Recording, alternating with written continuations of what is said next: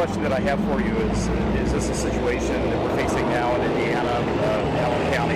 Is it something that's been repeated in the past? How long ago? Kind of historical? This drought is shaping up to be of historic nature. The worst drought previous to this was in 1988. Previous to that was in 1934. In the 50s there was a severe drought, but in 34 was the historic drought. And that's what this is shaping up to be. I know you had a severe storm go through here last week, received quite a bit of rain, but that is a temporary relief from what was there before because of the lack of rain prior to that. At one point, the northeast part of the state was the driest. The rest of the state is catching up with that. The southwest is probably as dry as the northeast now.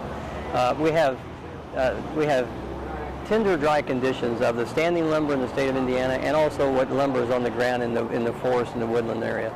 So that dryness is so susceptible to ignition from almost any source. It could be a broken bottle, a piece of glass laying in the grasslands or where the sun gets to it, and the magnification of that from the sun can start a fire.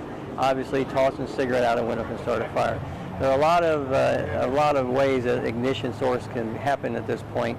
A spark from a truck going down the road, a blowout of a tire. In fact, we had that down in the central part of the state earlier. They had a truck that had a flat tire and got off into the grass, and that started a fire. So there's many ways, but the historic nature of this is what makes it so severe, and the probability of fire is there.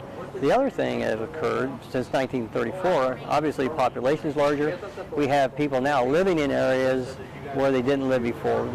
Our cities have grown out into the suburban areas, in the woods, around lakes. So there was a more dense or heavier population than there was that many years ago. That's not the letter. Every time. Thank you.